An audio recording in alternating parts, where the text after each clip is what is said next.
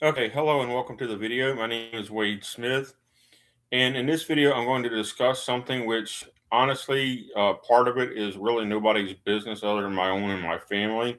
But because my actions affected people outside of the family and in the extended family uh, during this time, I'm going to discuss it here anyway.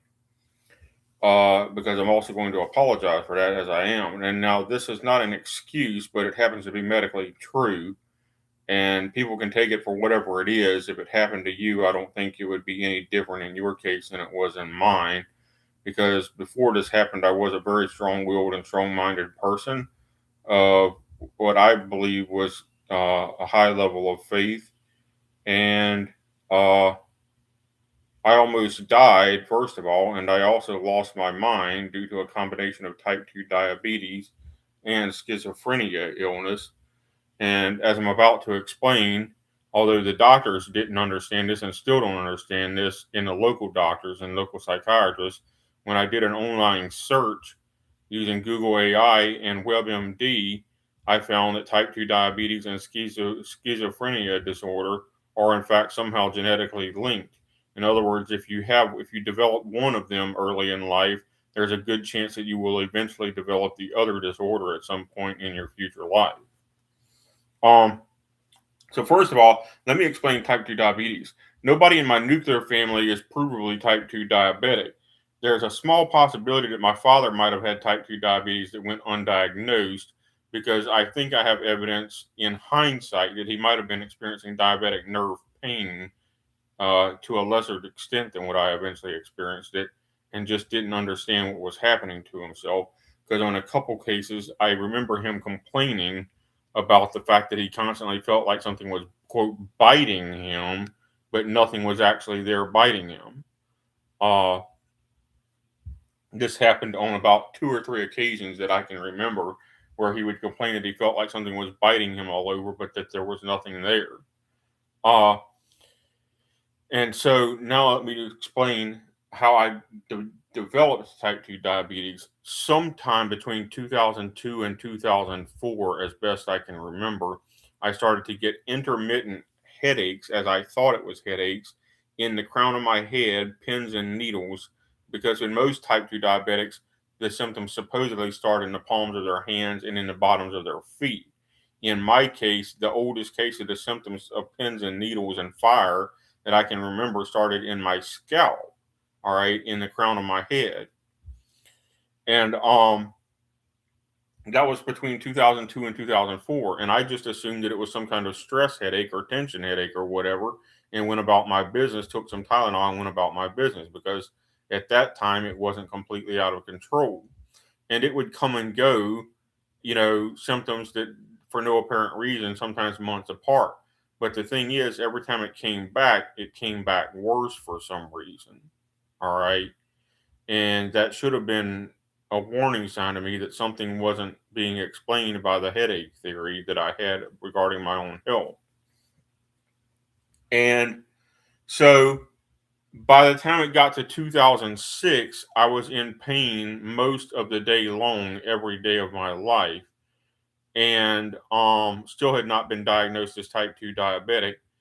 And by the time I got to 2009, it was so bad that I could not do even things that I enjoyed doing because the pain was so bad that it disrupted me from doing anything that I liked doing anymore. Now remember, at the end of 2000, I had been an incredibly fit 185-pound man, and even up until around 2005 or 6, I was still in pretty good shape at 185 pounds, which is the weight class that I was supposed to be due to my constant martial arts training through the year 2000 or 2001 or so. So it wasn't that I was overeating, although I did, in fact, eat too much ice cream in hindsight back then. But I was not overeating as a general thing and compared to what my exercise was until around the time that I started to become disabled. All right, because the thing is, type 2 diabetes produces a vicious cycle. If you get type 2 diabetes, you become overweight. If you're overweight, you get type 2 diabetes. All right, so it becomes a vicious cycle. Um, and so I didn't actually become clinically diagnosed as type 2 diabetic until all the way up until 2018, even though I was seeing a doctor about it by 2012 on a regular basis and was in fact considered medically disabled by the time 2012 happened. They never figured out that I was type 2 diabetic because when they tested my fasting sugar was never out. All right. And but apparently at some point my A1C got out of control and they detected it that way, not by the glucose itself, but by the A1C level. So by 2018, my doctor, who was Dr. Charles Genovese Jr., who's now retired, he put me on a zero carbs diet because by then I was up to 243 pounds, and I actually lost the 43 pounds in about a 3-month span, eating nothing but eggs and hamburger patties. To be honest with you, every once in a while I'd eat a chili, which has some beans, which beans are about 50% carbs, but chili is better than most. You don't want to eat carbs at all if you can help it. No rice, no sugar whatsoever, no added sugar, no sugar at all if possible. No potatoes, no bread, no sweet fruits. You can have lemon juice, but nothing else. Lemon juice for vitamin C. And I lost the 43 pounds. I still never lost quite back down to 185 like I wanted to be. But to give you an idea of how sick I was at the time, I could not walk 100 yards without sitting down and crying before I started seeing Dr. Genovese because I had gotten that sick.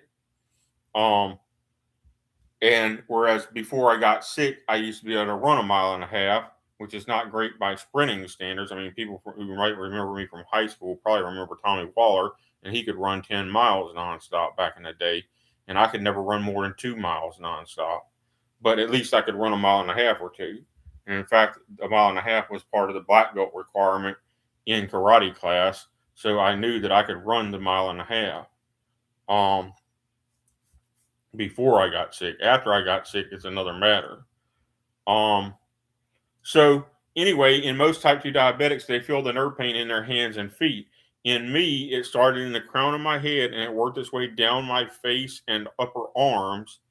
And when it was in my face, it felt like someone ramming a nail or an ice pick or maybe a bee sting in my face. And it hurt so bad as you instinctively slap at it, even though there's nothing there. All right, is how bad this hurts. And in fact, I've actually passed a kidney stone before as a man, and type 2 diabetic nerve pain hurts worse than the kidney stone, is how bad that it hurts. It hurts about the same as Japanese jiu-jitsu joint locks. It will buckle your knees sometimes when it's totally uncontrolled. Thankfully, through better diet and the proper combination of medications, I no longer have the nerve pain nonstop every day. I still have it sometimes in my feet and sometimes in my scalp, but it's mostly under control.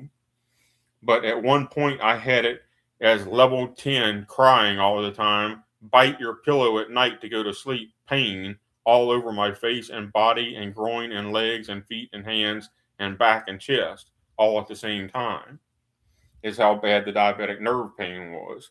I was taking 3,000 milligrams of gabapentin per day, and that did not even make a dent in the pain.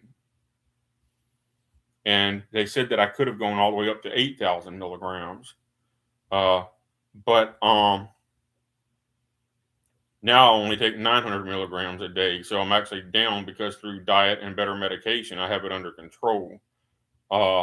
I would like to lose more pounds because I've gained back some of the weight simply because of not following the diet perfectly. But nobody follows the diet perfectly. It's hard to follow it perfectly. And it also gets expensive to follow it perfectly. All right. So anyway, on the schizophrenia thing, I don't know what the real diagnosis is for my mental health, but it's probably schizophrenia based on me reading the description of schizophrenia, and it's caused by the diabetic nerve pain. If you are in pain that bad, and I asked several doctors and psychiatrists, was there any connection between the two illnesses? And they, of the local doctors and psychiatrists, and they always responded that they didn't think so. But when I did a Google AI search and a WebMD search, it came up that there definitely is a known link between the two. If you catch one of them, you're likely to get the other one later in life.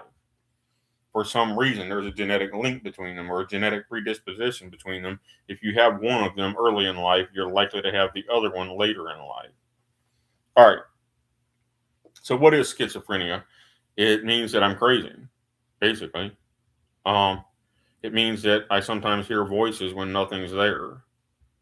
In one or two cases, I've actually seen hallucinations when nothing was there in my life,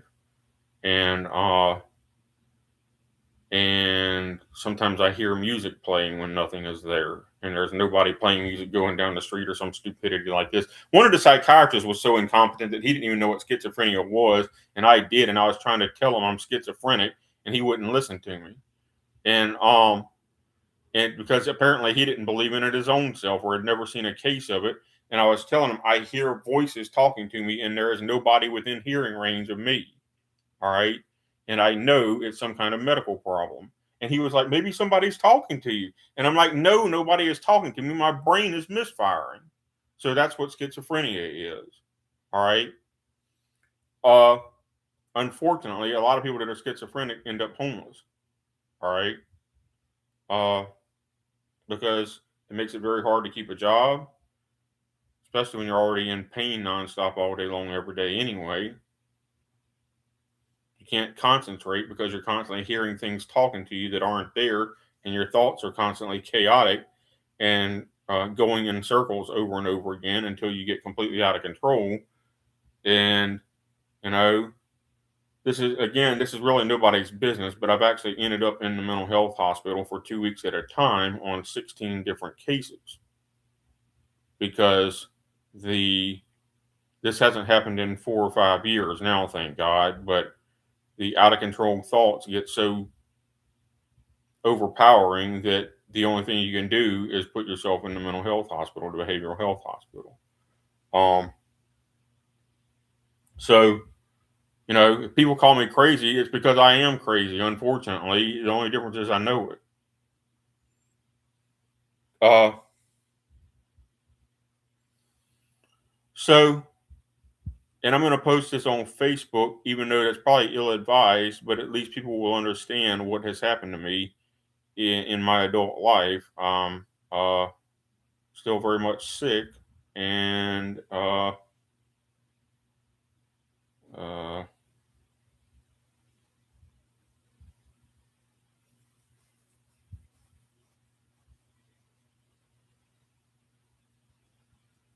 not where I would like to be in my life. Put it that way.